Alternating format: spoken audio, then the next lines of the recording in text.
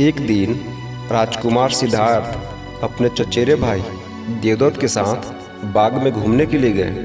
जहाँ सिद्धार्थ कोमल हृदय का बालक था, वहीं देवदत्त झगड़ालू व कठोर स्वभाव का था। सिद्धार्थ की सभी प्रशंसा करते थे, देवदत्त की प्रशंसा कोई नहीं करता था। इसलिए देवदत्त मन ही मन सिद्धार्थ से जलता था। जहाँ वे दोनों घूम रहे थे, उनसे थोड़ी ही दूरी पर एक हंस उड़ रहा था। उस हंस को देखकर सिद्धार्थ बहुत प्रसन्न हो रहा था। तभी देवदत्त ने कमान पर तीर चढ़ाया और हंस की ओर छोड़ दिया। तीर सीधा जाकर हंस को लगा। वह घायल हो गया और छटपटाकर नीचे गिर पड़ा। सिद्धार्थ ने दौड़कर उस घायल हंस को उठाया। उसने हंस के घायल शरीर से बह रहे लहू को साफ किया और उसे पानी पिलाया। तभी देवदत्त वहां आ पहुंचा। उसने क्रोध से सिद्धार्थ की ओर देखा और बोला, इस हंस को चुपचाप मुझे दे दो।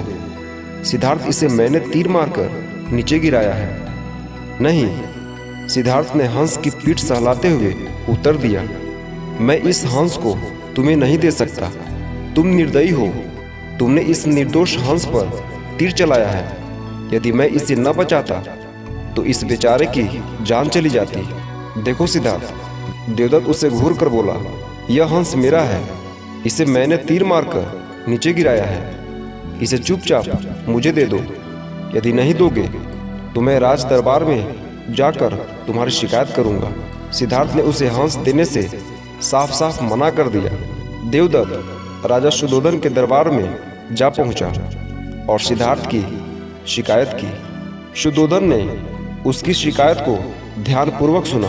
फिर सिद्धार्थ को बुलावा भेजा। कुछ ही देर में सिद्धार्थ हंस को लेकर राज दरबार में उपस्थित हो गया। राज दरबार के ऊंचे सिंहासन पर राजा शुद्धोधन बैठे थे। आसपास के नीचे आसनों पर राज्य मंत्री तथा अन्य पदाधिकारी बैठे थे। कई सैनिक हथियार लिए द्वार के निकट खड़े थे। शुद्धोधन के संकेत करने पर देवदत्त सिर झुकाकर बोला, महाराज, जो हंस इस समय सिद्धार्थ के पास है वह मेरा है। इसे मैंने तीर मारकर पृथ्वी पर गिराया था। सिद्धार्थ ने इसे उठाकर इस पर अपना अधिकार कर लिया है। यह हंस मेरा है, कृपया इसे मुझे दिलाया जाए। राजा शुद्धोधन ने सिद्धार्थ की ओर देखा और बोलने की ओर संकेत दिया। सिद्धार्थ ने सिर झुकाकर शांत स्वर में कहा, महाराज, यह हंस निर्दोष है। यह बिना किसी को कोई कष्ट दिए उड़ा जा रहा था। देवदत्त ने इसे तीर मारकर घायल कर दिया। मैंने इसका उपचार किया है, इसके प्राण बचाए हैं। मैं समझता हूँ कि प्राण लेने वाले से अधिक प्राण बचाने वाले का अधिकार होता है। मैं आपसे प्रार्थना करता हूँ कि यह हंस मेरे पास ही रहने दिया जाए। मैं इसे बिल्कुल स्वस्थ करके आकाश में उड़ा देना चाहता हूँ। शुद्धोधन ने अपने सभासदों से विचार विमर्श किया। वे सभी एक ही स्वर में बोले, महाराज, राजकुमार सिद्धार्थ का कहना बिल्कुल ठीक है। जीवन लेने वाले से बचाने वाले का अधिकार अधिक होता है। अतः हंस राजकुमार सिद्धार्थ के पास ही रहने देना चाहिए।